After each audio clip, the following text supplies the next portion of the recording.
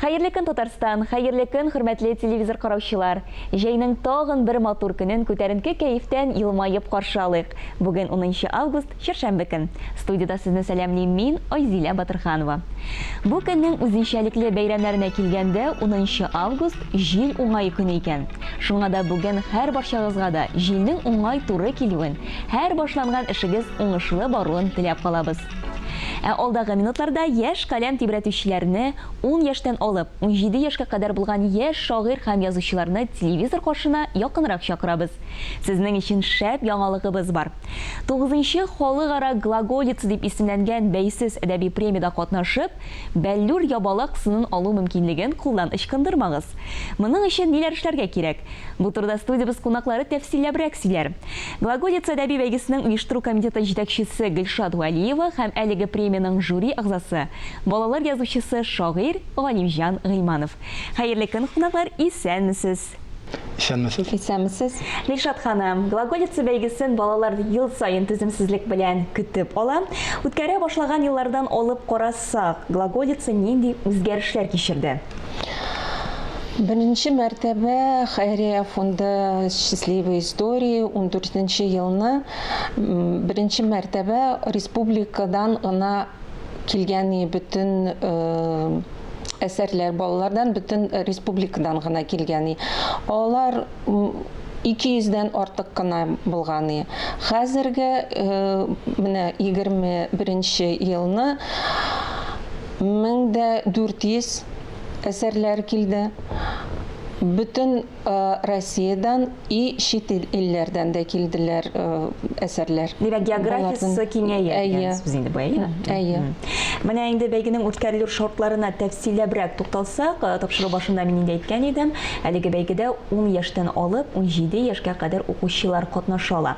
Тагын нинди шартлар бар һәм гомумән гаризалар ничәсенә кадәр кабул ителә? Бу чиракта жанрлар буенча алып карыйбыз. Беренчедән чәчмә әсәрләр җибәрә алалар, ягъни хикәяләр, парчалар, эсселәр дә ярый, әкиятләр, хәтта повестьләр дә ярый. Шигърият ягына караганда шулай ук шигъри әсәрләр. Шарты тагын бер әйбер бар монда, шарт дигәннән ул бер генә әсәр җибәрәләр. Шу бер әсәр буенча без бәялибез һәм нәтиҗә чыгарабыз. Бер әсәр һәм менә шушы ике номинация куела. 10 яшьтән алып 13 яшькә кадәр ойрын бәяләнә һәм 14 яшьтән 17 яшькә кадәр шулай ук ойрын бәяләнә. Чөнки монда яшьләренә карап, кешеләрнең әзерлеге, үсүе, таланты үзгәрә башлый 14 яшьтән. Шулай дип билгеләнә инде ул. Һәм менә шушы ике номинация буенча без әсәрләр көтәбез. Мин әзгенә кушыйм әле 19 сентябрьгә хәтле көтәбез балалардан әсәрләрне gлаголица-rt.ру дигән сайтына җибәрсеннәр, көтеп алабыз. Галимҗан әфәнде, сез бер интервьюгызда менә глаголица бәйгесе яңа буын шагыйрьләр һәм язучыларны тудыруда бер башлангыч булып тора дип әйткән идегез. Һәм чынлап та менә сез әлеге бәйгенең жюри әгъзасы буларак, әлбәттә инде әлеге эшләрне бәялисез, күбрәк нәрсәгә игътибар итәсез? Мин бүген дә шул фикердә торам. Глаголица бәйсез балалар премиясе, аның исеме шулай, бәйсез балалар премиясе. Яңа буын әдәбиятчылар, язучылар, шагыйрьләр әзерләүдә мөһим роль уйный. Бүгенге татар әдәбияты барышында. Мин моңа иманым камил, мин моңа ышанып әйтәм, чөнки күп еллар, менә берничә ел буе шушы жюри әгъзасы буларак катнашуым аркасында. Ни өчен? Чөнки минемчә глаголица бәйсез балалар премиясе ул иң демократик премия. Ягъни балаларга шартлар, нинди рамкалар куелмый. Менә шул бер әсәр һәм жанр ягына куела, нинди әсәр, нинди тема һәм нинди күләмдә, нинди жанрда, методологиядә яки алар үзләре хәл итә. Димәк, кешегә рухи сайлау мөмкинлеге бирәбез. Нинди рухи рамкалар, рухи темалар, нинди бер запрослар, ички бер ихтияҗ, рухи ихтияҗ алар үзләре хәл итә. Икенчедән, ни өчен чын язучы чыга бу премиядан? Чөнки монда мөстәкыйльлек, төп фактор бәяләгәндә мөстәкыйльлек. Ягъни бала 10 яшьтән алып, бала мөстәкыйль фикерләүгә һәм мөстәкыйль иҗат итүгә әзерләнә. Çünkü bir eser jibere bala, bir hikaye, bir şiir jibere. Lakin belegende bu bir faktör gına. Biz otna boyu, bir neçe gün boyu şu jüri a'zalары jıyılıp dersler ütküremiz. Praktik dersler ütküremiz, hem sınayız. Mına o şiirinin işi yazsa, hikayenin işi yazsa, birimler biremiz. Mına şu bir otna oku barışında gına aşıklana jingüşi. Yani müstakillik in olgu plana koyula. Başka konkurslarda jiberilgen eserler boyunca gına haritili hem ул бигү дөрүстә булып чыкмый качагында, чөнки я укытучы бик актив катнаша, яки ата-ана катнаша, яки инде шин язучы килеп булышып китә. Безнең очракта жюри әгъзалары үзләре практикумнар аша, семинарлар аша шушы җиңүчегә барып җитәбез без. Һәм шуңа күрә дә менә мин әйттек бит яңа буын тәрбиялибез дип. Менә шушы безнең җиңүчеләр Гран-при ияләре, шушы менә ябалакны алган кешеләребез, кызларыбыз, җегетләребез арасында менә дигән язучыларыбыз. Безнең жюри әгъзалары да менә мәсәлән татарлар арасында аның башында торды Роберт Аби Миңнуллин. Biz şuшы планканы сактарга тырышабыз, Роберт Аби куйган планка. Анда Рөстәм Галиуллин, Казан утларының баш мөхәррире. Аркаил Зайдулла үзе катнашты, Рифат Салах, шагыйребез танылган. Һәм менә мин. Инде рус телендә язучыларга, иҗат итүчеләргә, чөнки менә без инде аларга да күпмедер дәрәҗәдә мөрәҗәгать итәбез. Монда инде Мәскәүнең, гомумән Россиянең иң атаклы балалар язучылары, шагыйрьләре катнаша. Тәрҗемәчеләре катнаша. Хәтта чит илләрдән дә хәтта бар жюри әгъзалары. Шуңа күрә бу чын мәгънәсендә халыкара премия һәм аның дәрәҗәсе бик югары. Рәхим итегез. Катнашыгыз. Бик зур рәхмәт, хөрмәтле кунакларыбыз. Бүген иртәгезне безнең белән башлаганыгыз өчен әлбәттә инде без барлык балаларыбызны Глаголица бәйгесендә катнашырга чакырып калабыз. Рәхмәт. Без тапшыруыбызны дәвам итәбез. Безнең иҗат төркеме Нурлат районының Акъяр авылы кешеләре белән аралашып, елгаларын аккошлар үз иткән әлеге гаҗәеп табигатьле авылдан видеосюжет әзерләде. Сезгә дә шуны карарга тәкъдим итәбез.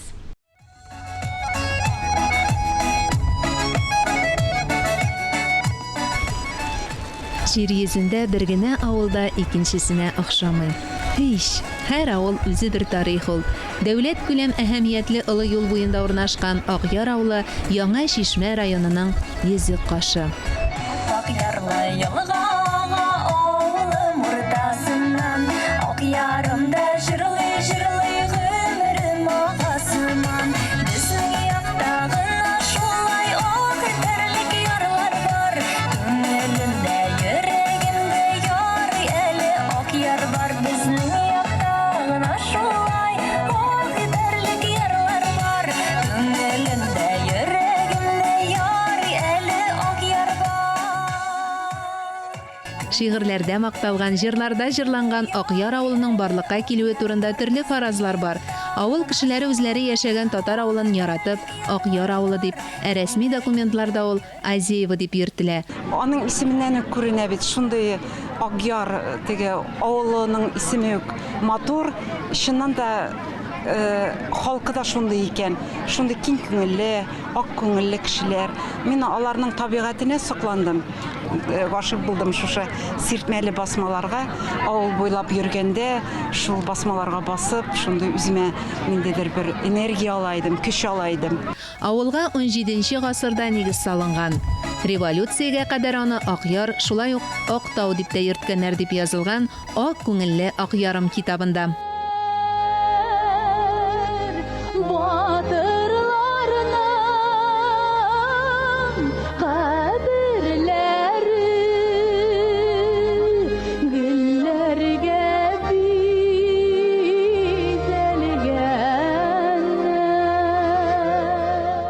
Хәтер китабында фронттан кайтмаган 32 сугышчының исемнәре мәңгеләштерелгән. Әсир калыпта ватаннарына хыянәт итмәгән Бәдри Садретдинов һәм Самит Шайдуллин исемнәрендә Акъяр балалары кичкенәдән белеп үсә. Балалар шөкер бар әле Акъярда. Алар өчен махсус уен мәйданчыгы да булдырылган. Бушка трай тибеп йөрмәсеннәр өчен һәр даим чаралар үткәрелә. Без авылга килгән көнне велосипед ярышлары узды.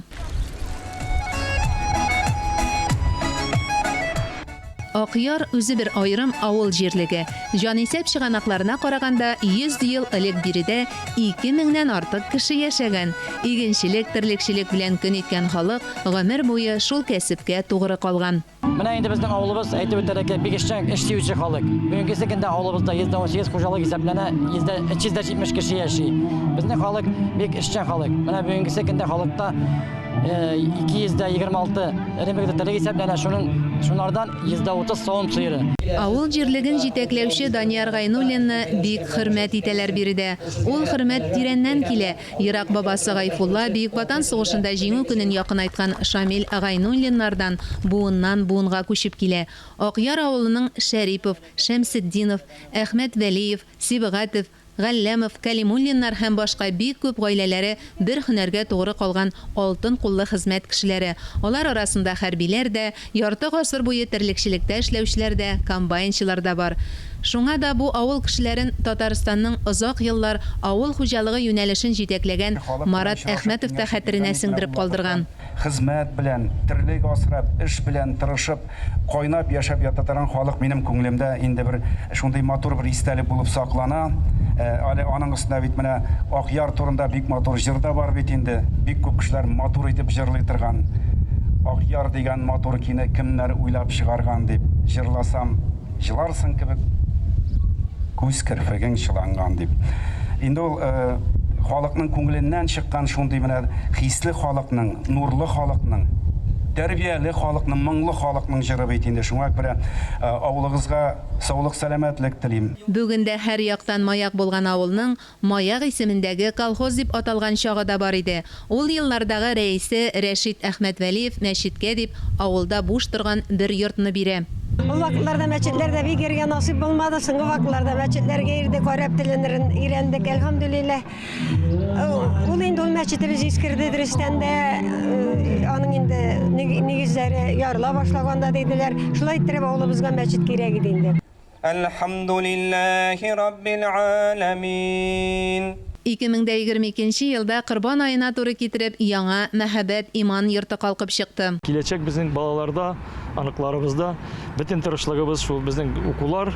Менә авылда бүгенге көндә 1-нче, 2-нче, 3-нче класста 11 бала, алар барсы да йөриләр дигән мәчеткә, мәчет янында мәктәпкә, анда әйтеп үткәнемчә инде мастер-класслар, ниләр 4 төрле үткәрелә. Алар бик теләп йөриләр. Гомер сукмагы кемнедер иртәрәк, кемнедер соңрак мәчетләргә китеп. Үзем күрше авылдан тубылды тау авылыннан имам хатип безнең авылда.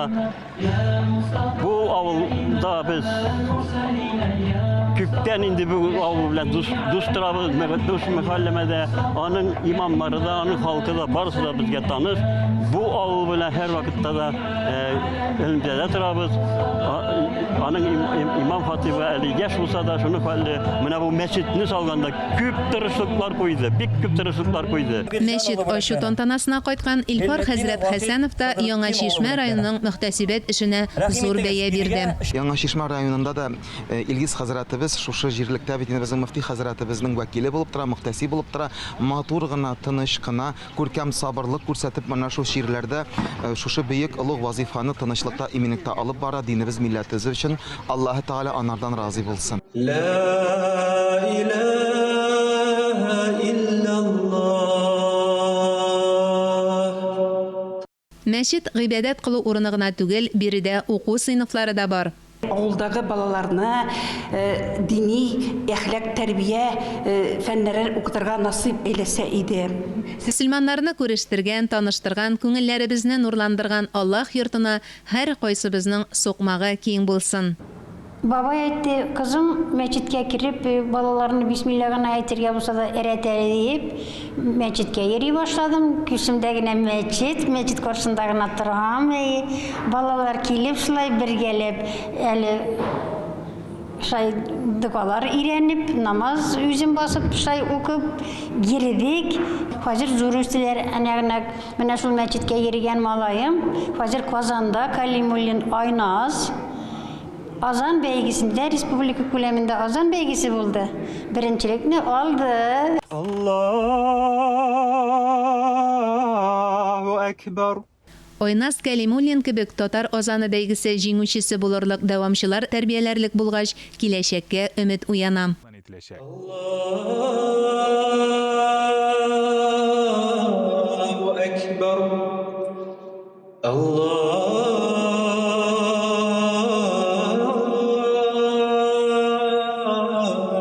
Ekber. Allahu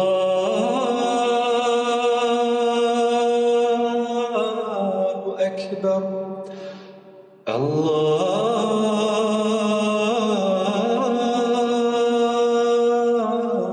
Ekber.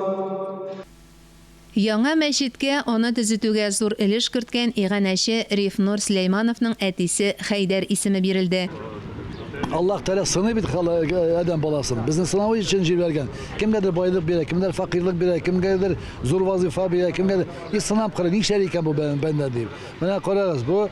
Rifnur kardeş bugün günde kazandı, uzun oradan taptı, işi de var. Hükümet tarafından da, halk tarafından da bir mülayim kişi onu yaratalar. Abruyu da var, bir derecesi de var. Ama lakin Tuğan avunu da unutmayın. Kim ikanen unutmayın. Kayan çıkanın iyi unutmayın. Min Allah Teala için ne seçtim iken, min özümün halkım için, ağıldaşlarım için ne seçtim iken deyip көңелендә борчыла торган кеше. Аның төзелешендә бик күпләр ярдәм итте. Шундый бердәмлек булмаса, бу эшне башкарып чыгарга мөмкин булмас иде. Эш һәм киңәш белән республика җитәкчелеге, район администрациясе, авылыбыз халкы ярдәм итте дип сөйләде ул ачылышта. Бик җиңел булды моны 2 ел дигәндә төзеп бетердек. Мана Аллага шөкер, ярышыннар иде. Шунда һәр көнне азан әткәндә киңеле була бит инде. Бу авылда эшләгәндә дә азан әткәндә туктап тора идек. Эшләмичә инде. Теге моны эшләй булганда, шуны белеп, балалар, үтендәге бабайлары, әбиләр янында йөргән диннеләр янында теге алар бар, тәртипле, әдәпле булалар бит. Мәчете булган авыл ул бик бәхетле авыл. Авылыбыз бик дус.